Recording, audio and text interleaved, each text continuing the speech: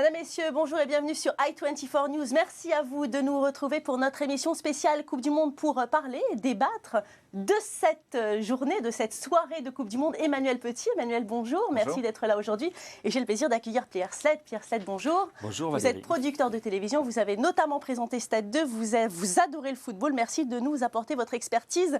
Aujourd'hui, nous allons parler de cette soirée d'hier avec, encore une fois, son lot de surprises puisque deux grosses cylindrées de la compétition ont été en grande difficulté. Il s'agit de l'Argentine qui a battu l'Iran, certes, mais sur le fil, et l'Allemagne qui a buté contre d'impressionnants Ghanéens. Restez avec nous, on en parle tout de suite.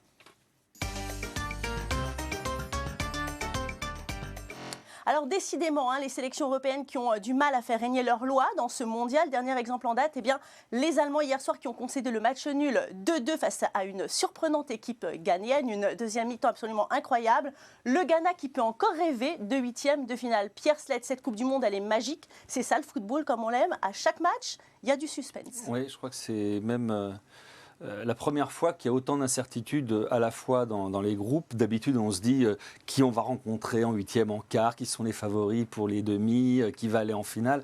Aujourd'hui, très honnêtement, à part la France qui a vraiment fait preuve d'une homogénéité et d'une détermination totale, il y a 2 jours, on mettait l'Allemagne dans le paquet, on mettait l'Argentine, on mettait éventuellement l'Italie. Aujourd'hui, il n'y a plus que la France. Franchement, dans les grands favoris convaincus pendant ce premier tour, ça ne veut pas dire que la France va aller au bout. Mais aujourd'hui, il y a quand même eu des matchs, comme vous les décrivez, qui sont assez surprenants. Alors, vous pensez quand même que la nationale Van Schaaf est quand même toujours une équipe favorite dans cette compétition, Emmanuel Petit ? Bien sûr, même si elle a montré des signes inquiétants d'un point de vue défensif, l'Allemagne est une équipe redoutable lorsqu'elle est en possession du ballon. C'est une équipe très joueuse, qui a des joueurs de grand talent, mais aussi très intelligents dans le déplacement. 4-0 contre le Portugal quand même. Oui, en revanche, lorsqu'elle est contrée face à une équipe bien organisée défensivement et qui leur pose d'énormes problèmes justement à la récupération de balles dans l'explosivité, comme ça a été le cas hier, face à la lourdeur justement défensive de l'Allemagne, ça peut être aussi un problème à régler pour les Allemands. Oui. Alors justement, s'il y a un homme qui s'est distingué hier, Pierre Sled, c'est André Ayew. Superbe deuxième mi-temps.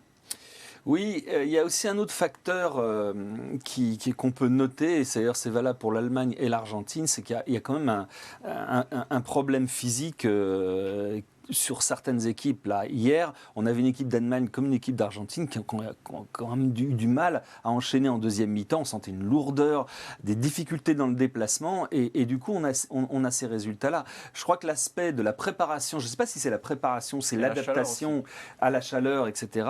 Mais en tout cas, c'est sûr qu'il y a une appréhension de ce phénomène qui n'est pas la même pour toutes les équipes. En tous les cas, Klose entre dans l'histoire avec son but égalisateur. Eh bien, ça lui permet de rejoindre Ronaldo, meilleur buteur de toute l'histoire de la Coupe du Monde avec 15 réalisations. Regardez le tableau. Juste derrière, on trouve un autre Allemand, Gerd Müller, pas Thomas, avec 14 buts inscrits aux mondiaux de 70 et de 74. 3e et 4e position, 2 joueurs mythiques, Juste Fontaine et Pelé. Mais Fontaine, c'est en une Coupe du Monde. En une Coupe du Monde, vous avez raison, avec respectivement 13 et 12 buts. Alors Pierre, ça peut encore bouger ce mondial parce que c'est une Coupe du Monde qui est très prolifique, 2,9 buts par match, c'est incroyable. Oui, ça corrobore ce qu'on disait, c'est-à-dire que les matchs sont ouverts, donc il y a des buts et pas forcément de ceux qu'on attend. Et Klose, d'ailleurs, a marqué, c'est sa 4e Coupe du Monde, il a marqué dans chaque Coupe du Monde, donc il a aussi égalé, il est rentré dans le record également du football mondial. Je crois qu'il n'y a que 2 joueurs qui ont fait ça avant lui, donc exceptionnel quand même. Allez, on va passer maintenant à l'autre rencontre du groupe G.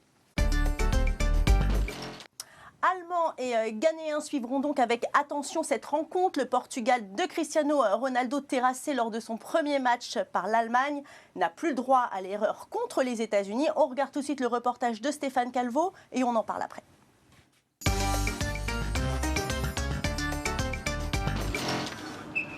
Abonné aux grands tournois internationaux, le Portugal a pourtant essuyé une défaite humiliante face à l'équipe d'Allemagne pour son premier match de Coupe du Monde. Les hommes de Paulo Bento ont déjà le couteau sous la gorge et doivent à tout prix s'imposer sur les États-Unis pour rester en course. Et cela ne va pas être facile. 2 cadres de la Seleção sont d'ores et déjà exclus du match contre les Américains. Pepe, qui a reçu un carton rouge pour une faute sur Thomas Müller, est suspendu. Coentrão est blessé et a dû annoncer son forfait pour le reste du mondial. À cela, il faut ajouter la méforme de Cristiano Ronaldo. Le Portugais est complètement passé au travers contre les Allemands. Touché au genou et à la cuisse, CR7 ne parvient plus à tourner à plein régime. Il a même dû écourter ses entraînements. Mais ses coéquipiers se veulent rassurants. Cristiano est 100% apte à jouer. Dans ce groupe G, les États-Unis ont signé une superbe victoire contre le Ghana. Pourtant quart de finaliste de la Coupe du Monde en 2010. Grâce à une réalisation en fin de match de Brooks, la sélection US dirigée par Jünger Klinsmann peut croire aux huitièmes de finale. Je crois que nous sommes très bien préparés et nous avons beaucoup de respect pour l'équipe du Portugal. C'est très compliqué pour eux après leur défaite 4-0. Ils sont dos au mur. Bien que le soccer ne soit pas le sport roi aux États-Unis, Barack Obama, grand fan de sport, n'a pas pu s'empêcher d'encourager ses boys. Allez, l'équipe des États-Unis, montrez-leur de quoi nous sommes capables. Dans une Coupe du Monde qui nous a déjà offert son lot de rebondissements, les États-Unis sont prêts à créer la sensation. Ils se verraient bien renvoyer le Portugal à la maison.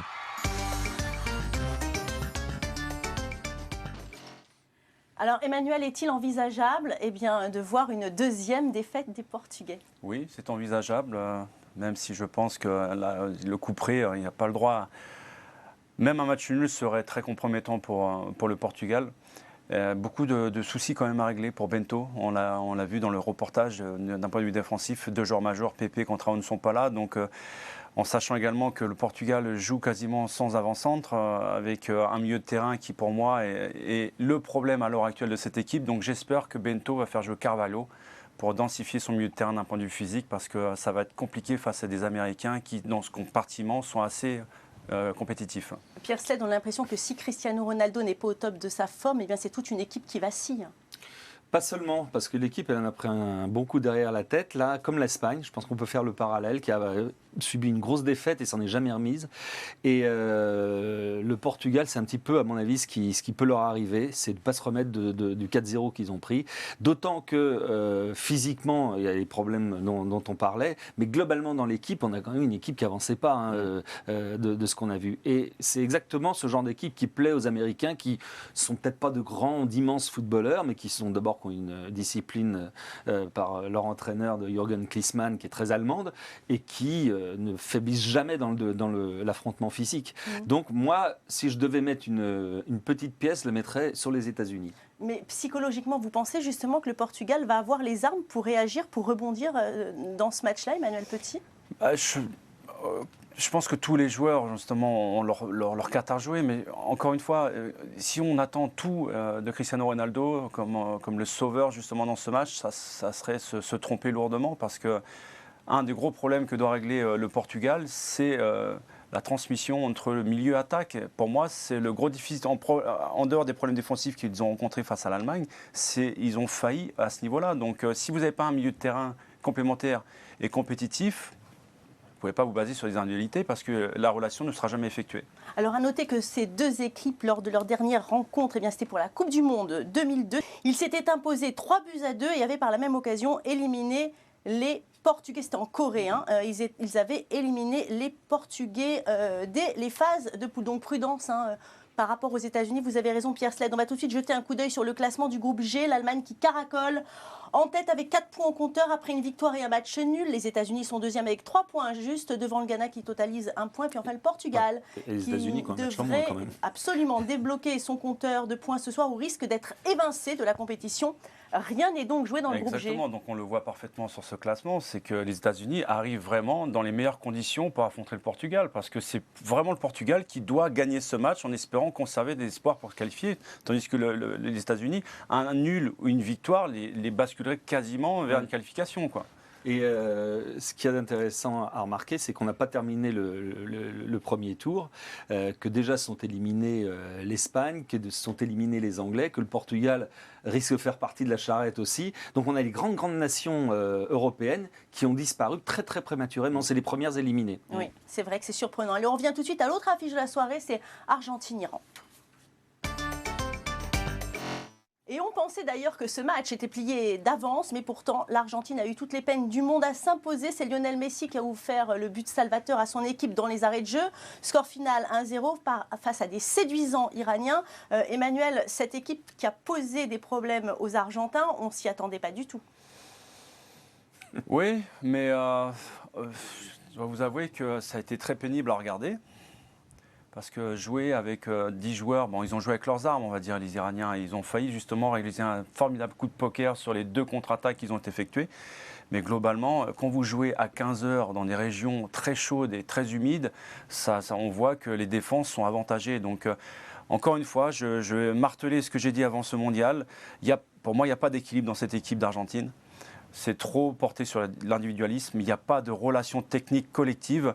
Je trouve qu'il y a des joueurs qui ont des capacités énormes de percussion de 1 contre 1 et on les voit jamais justement utiliser leur qualité. C'est un jeu souvent stéréotypé, c'est soit sur des centres alors qu'il n'y a pas de joueur de tête dans l'axe, ou soit on se remet toujours au génie de Messi. Donc, et défensivement, j'en parle même pas, parce que sur chaque contre-attaque, c'est du 1 contre 1, ils sont livrés à eux-mêmes. Donc, l'Iran aurait pu en mettre 2 ou 3. Hein. C'est vrai, Pierre, qu'il a fallu attendre cet éclair de génie de Messi pour débloquer la situation finalement. Oui, alors c'est un éclair, surtout. C'est-à-dire que Messi, on l'a quand même quasiment pas vu du match. Il a rien fait. D'ailleurs, ce qui m'amène une autre réflexion, c'est que je pense que les joueurs de Barcelone, tout éparpillés dans les différentes équipes, sont complètement hors du coup. C'est-à-dire que vous avez Dani Alves, l'arrière droit supposé être le meilleur du monde, quand même pas une avec l'équipe du Brésil. Les défenseurs barcelonais et milieu de terrain barcelonais de l'équipe espagnole qui ont sombré complètement.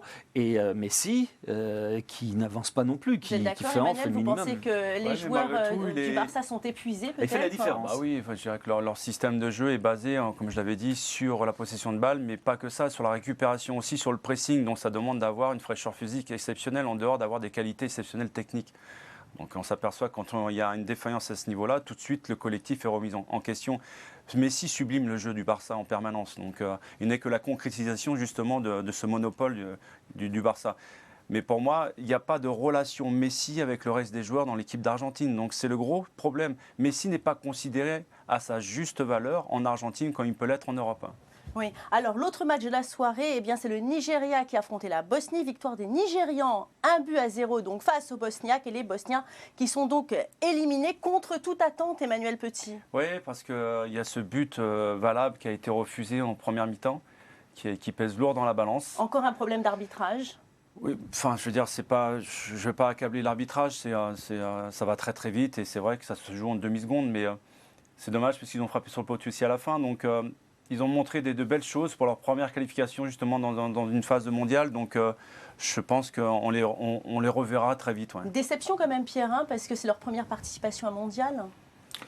Oui, il faut avoir un petit peu de chance aussi en Coupe du Monde pour passer. Ils perdent de peu à chaque fois. Ouais. Et ça se joue à pas grand-chose. Maintenant, ça change quand même beaucoup de choses pour les Français parce que là où tout le monde pensait qu'on rencontrerait en 8e de finale la Bosnie, probablement ça risque d'être le Nigeria ou l'Argentine. Ou l'Iran. C'est en jamais. C'est pour ça que c'est formidable. Mais honnêtement, aujourd'hui, vous prenez l'Argentine, l'Iran, c'est quand même compliqué, même s'ils ont une petite chance. L'Argentine ou le Nigeria, je ne sais pas qui vaut mieux rencontrer en 8e de finale. Hein. Oui. J'espère que les Argentins prient chaque jour que Messi ne se blesse pas, en fait.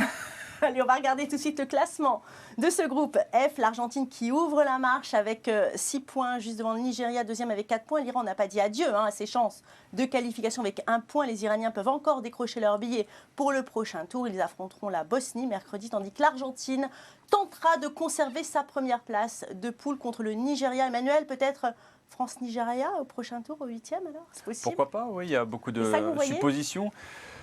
On s'oriente véritablement vers un France-Nigeria, oui, c'est dans l'éventualité que la France finisse première. Bon, elle est bien placée pour terminer première, donc je pense que le Nigeria termine deuxième, parce qu'ils peuvent terminer premier aussi. Hein.